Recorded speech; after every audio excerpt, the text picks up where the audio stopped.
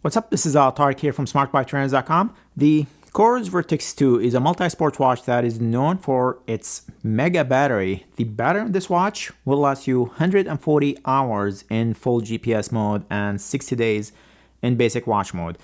I just cannot run this battery down. I've had it for over a month and I have not charged it once. It also supports mapping, dual GPS frequency, heart rate variability measurement, music storage, camera control for Insta360 cameras and GoPro. The watch itself is huge and heavy too. The display measures 1.4 inches and weighs 89 grams with the band and costs $700 US. The watch offers a ton of sweet options for outdoor activities. But I'm not going to talk about the outdoors. Instead, I want to talk about the indoors. In this video, we'll take a look at some of the indoor activities such as pool swimming, indoor cycling, and treadmill running. Also, there is a heart rate broadcasting feature the watch offers, which is useful when training indoors. So we'll take a look at all of that and see how it works. So if you find this video helpful, I would appreciate it if you press that like button. It helps the channel and the video quite a bit, and I really appreciate it. Let's start with the pool. When you select the pool swim activity, you will see a pool length option. You can select from a range of predefined pool lengths. If your pool length isn't listed, you can create a custom pool length. You can also set alerts. If you scroll to settings, there is an activity alert. You can do a distance-based alert or heart rate. Under heart rate, you can set a range and the watch will alert you if you go outside of that preset zone. Personally, I like the distance alert, so I like to be alerted every 100 yards. So that's every 4 lengths. It makes counting much easier for me when doing longer sets and I start to zone out. So if you have the distance alert set, once you make that third turn and midway or 3/4 of the way, you will feel a little buzz on your wrist to alert you that you are coming into that 100 yards. There are a ton of data fields that you can select from and pages you can create. The one thing that I found strange is when you have different pages set up like I have here, once you go into your rest set, you cannot navigate through pages. You can only do it while you are in an active set, which makes no sense to me because I'm not stopping midway through my swim to navigate pages. So just keep that in mind when you set up your swim pages. And speaking of pages, there are a ton of metrics you can select from and pages you can set up. So you can select from a list of distance metric, different stroke metrics, lap specific metrics, heart rate data. You can have up to 8 metrics in one page and 6 different pages. And Coros made it so easy to customize workout pages and select the metrics that you want to see for each sport. So you can do all the tedious work within the phone app rather than the watch itself, which is really nice work by Coros. So the watch automatically detects the 4 major stroke types.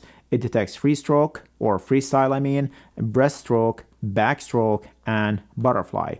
If you change a stroke type after a turn, the watch will automatically detect the new stroke type. Like you see here, it went from freestyle to backstroke to breaststroke and back to freestyle.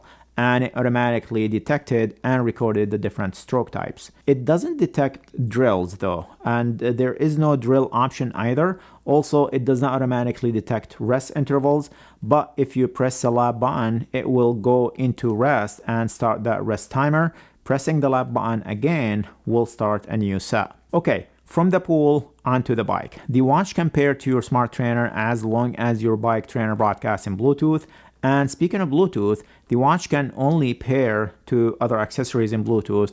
There is no ANT Plus support, unfortunately. Distance, speed, and power data will be calculated as long as you have a smart trainer paired. If you do not have a smart trainer, you will need to have at least some kind of a speed sensor on your bike that you can pair to the watch. The watch supports a bunch of data types that you can have displayed on your watch and different power metrics such as power 3-second average, 10-second average, or 30-second average. Average power for the full ride, normalized power, and lap power. Moving into treadmill running, the watch can record your treadmill runs and calibrate your pace. Coros watches supports calibration on indoor run workouts that record distance over 2 miles. Running at consistent pace is important here to ensure accurate distance tracking. I found it to be sometimes close and sometimes just way off depending on how good and consistent my run was that day on the treadmill, but you can always set the correct distance on the watch after the run, assuming you know the treadmill itself is correct.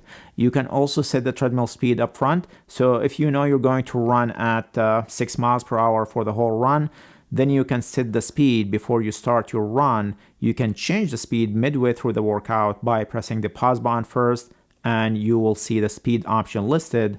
You can change your speed, then resume your run. The watch can pair to foot pods, which I recommend to get if you plan on using the treadmill a lot, but does not pair to this run device, unfortunately, which I like to use when running on the treadmill. There are plenty of metrics you can track related to running and heart rate. You can also set different alerts such as distance, pace, cadence, or heart rate based alert. The final indoor feature that I want to talk about here is the heart rate broadcasting feature. The watch can measure and broadcast your heart rate in Bluetooth, so it can be paired to third-party app or devices to track your heart rate. You can enable heart rate broadcasting by going to the toolbox, go to broadcast HR, then open the app or turn on the device that you want to use and try to pair it. But there's a big caveat here for this feature to work. Because the limitation of the watch can connect to one app or device at one time. And unfortunately, since your watch is already connected to your phone, you cannot use this feature unless you turn Bluetooth off on your phone or go to your phone's Bluetooth settings and remove the watch altogether, which unfortunately makes this feature sort of unusable. But it is there. Difficult to use, unfortunately, but if you find yourself in a desperate situation and really need to record your heart rate data on a different app or device and just happen to have the watch on your wrist, then you know you can do it. Also, when in heart rate broadcasting mode, you won't be able to start an activity or record an activity on the watch itself while it's broadcasting your heart rate data. Okay, there you have it. I would like to see other features added, particularly around broadcasting data, just to make it easier to use and more useful. Also, broadcasting pace or running speed would be nice as well, so you compare it to Zwift, for example, when running.